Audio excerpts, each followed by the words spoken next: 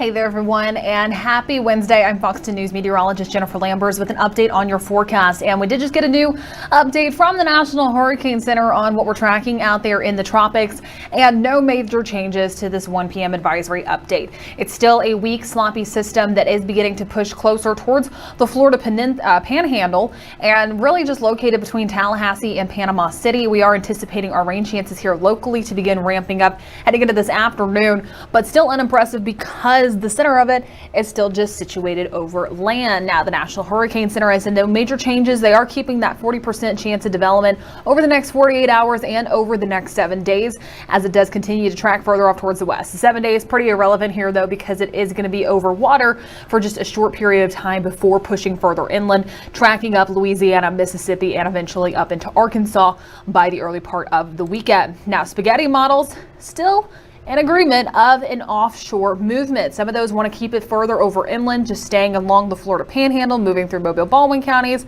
before pushing into coastal Mississippi and up towards Louisiana. Other ones want to take it closer towards the immediate shoreline.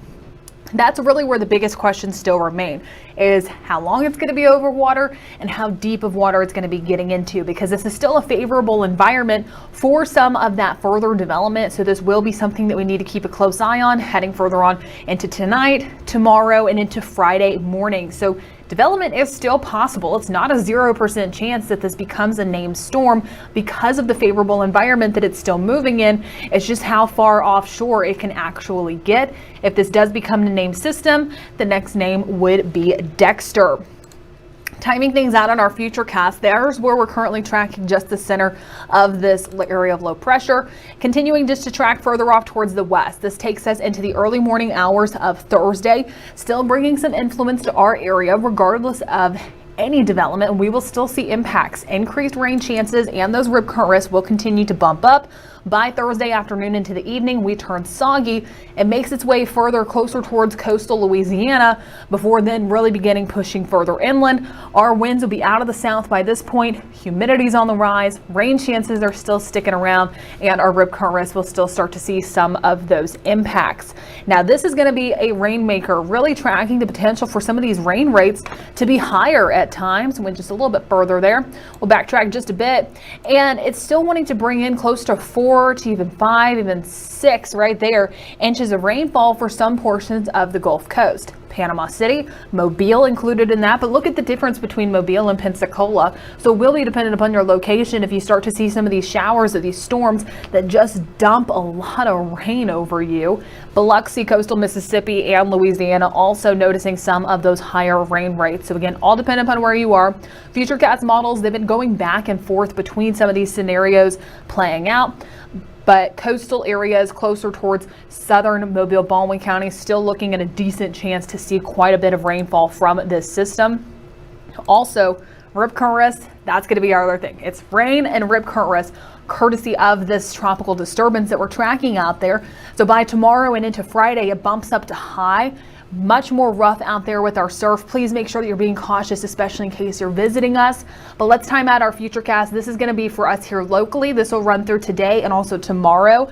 The center of that system located closer towards Tallahassee, Panama City, and only expecting these rain chances to continue to ramp up by 3, 4, 5 o'clock for today. Some heavy downpours will be possible, but it's not an all day, all night event. Look, by 6, 7, 8 o'clock, it's beginning to turn down with some of that development out there, looking a little bit better. We turn mostly quiet overnight, some spotty showers still possible, and then a little bit different waking up tomorrow morning, spotty showers that we're going to be tracking out there, and everywhere is looking at a decent chance just to see one of those passing showers or thunderstorms for tomorrow, but it's not widespread. It's scattered. You'll see breaks in the rain coverage, higher chances closer towards the immediate coastline. That'll continue starting off in the morning, late morning, afternoon, and into the evening, finally turning a bit more quiet once we make it into the overnight hours. We do still have storm tracker alerts in place for Thursday and Friday, just due to the potential for the rain, the flash flooding concern, and also the rip current risk. So that's going to be why we have those highlighted for Thursday and Friday. By the time we get closer towards the weekend, we're going to start to resume our regular summertime pattern by that point. So just make sure that you're being cautious what you see on social media. You drive carefully in any of these storms, as some of that ponding water on the roadways will be possible. If you can't see the roadway in front of you, turn around out there, and we'll continue to keep you updated right here on Fox 10. We'll have updates on fox10tv.com, plus also by downloading our Fox 10 weather app with any of the details that you need to know. But again, weak sloppy system right now, might not even be named anything, but it's still going to be bringing in rain, the potential for flash flooding, and increased rip current risk to our portion of the Gulf Coast. We'll keep you updated right here on Fox 10.